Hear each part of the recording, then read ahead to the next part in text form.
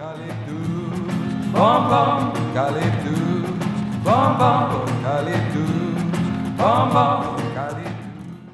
Hola a todos y a todas, bienvenidos, bienvenidas a una nueva edición de Videoliptus. Seguimos hablando de juegos de rol, de títulos muy importantes, títulos que demuestran que esta forma de expresión es arte y se relaciona con otras. Uno de los mejores ejemplos es este, el de Star Wars, la Guerra de las Galaxias, que bueno, vamos a analizar hoy un poquito.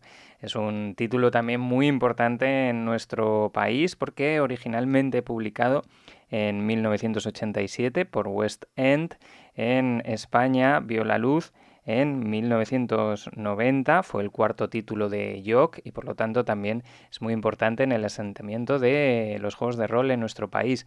Ahí habéis visto que la portada se basa en el póster original de la película de 1977. Es un libro precioso, muy bonito. No era nada habitual ver imágenes en color por los costos, pero aquí desde luego se deja bueno, pues reflejado una edición muy bonita y veis los créditos, autores como Greg Costikyan, que fue nada más y nada menos que el desarrollador del juego Paranoia, del cual ya hablaremos en alguna otra ocasión. En esta edición, bueno, pues contábamos con gente como Stephen Crane, que también ha contribuido al universo de Star Wars con elementos como el alfabeto que habitualmente se ve en las obras artísticas de este universo. Era un sistema sencillo, basado en el D6, creado para otra obra importante dentro de los juegos de rol, Los Cazafantasmas, que escribió, entre otros, nada más y nada menos que Sandy Petersen, creador de la llamada de Chulu o Cthulhu.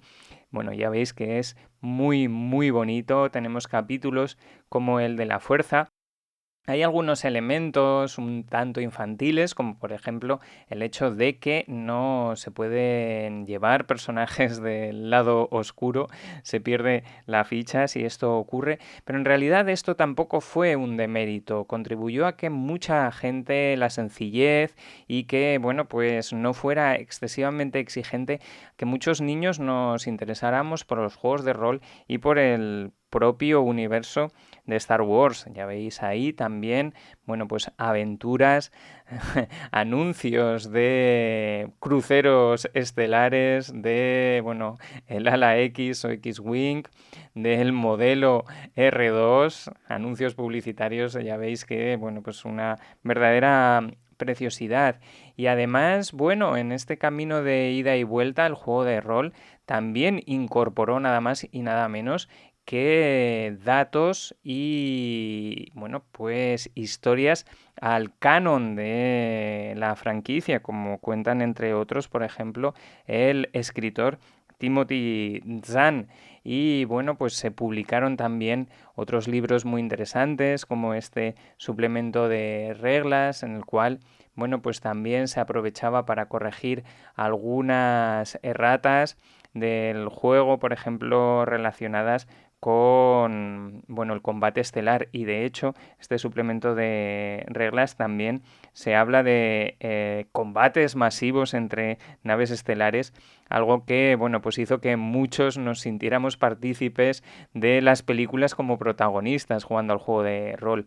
También se incrementaba mucho la información sobre personajes como el propio Obi-Wan o Darth Vader, con este suplemento también de personajes en el que se nos cuenta que, bueno, pues Darth Vader y Obi-Wan tienen los mismos dados de ataque, pero Darth Vader con un +1, lo cual explica también lo que sucede en la película.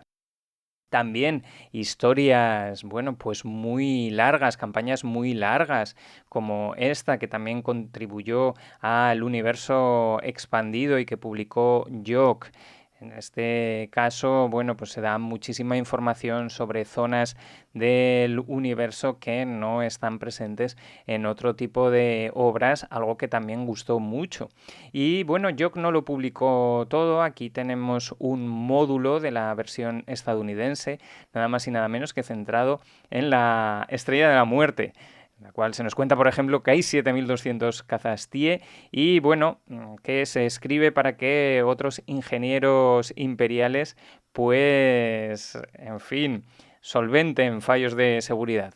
Yo creo que no han leído el módulo alguno de ellos. Pero bueno, el universo que tiene, bueno, ya lo sabéis, mucho merchandising. Tenemos que elegir nosotros también qué cosas nos merecen la pena o no. Y bueno, pues yo, por ejemplo, un Darth Vader Potato sí que lo hizo. Aquí tenemos los cazafantasmas que publicó Jock posteriormente a la Guerra de las Galaxias, aunque como título es anterior. Paranoia también importantísimo, ya lo sabéis muy bien, y que tenemos aquí, ya hablaremos otro día de él. Y ya os comentaba, hubo que esperar a la segunda trilogía pues unos 20 años. Por lo tanto, durante mucho tiempo en Star Wars solamente hubo obras como juego de rol, los videojuegos, que, bueno, también son formas de expresión artística. ¿Cómo no recordar, bueno, pues el Knights of the Old Republic de 2003 por BioWare, que tenía una historia muy adulta, los X-Wing, Jedi Knight?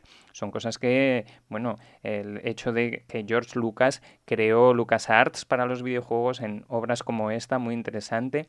Las novelas también, que, bueno, esta es la primera, la novelización de la primera película, en realidad escrita por Alan Dean Foster, pero otros autores como Drew Karpyshyn ha contribuido precisamente en los videojuegos al universo Star Wars. Son obras con influencias como Mass Effect, hemos tenido los cómics como estos, también primigenios, y bueno, se ha hablado mucho de los arquetipos presentes en Star Wars. Yo no estoy de acuerdo en que es la única historia que puede ser contada, como se ha dicho en ocasiones, pero desde luego juega con arquetipos muy potentes, como señaló, por ejemplo, el antropólogo Joseph Campbell.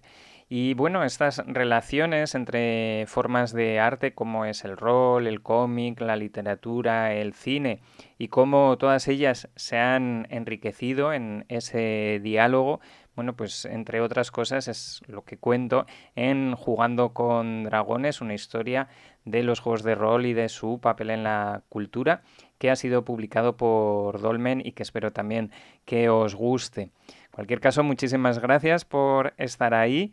Nos volvemos a escuchar y a ver prontito. Y como siempre decimos por aquí, sed felices y no hagáis daño a nadie. Chao, chao. Hasta pronto. Bom,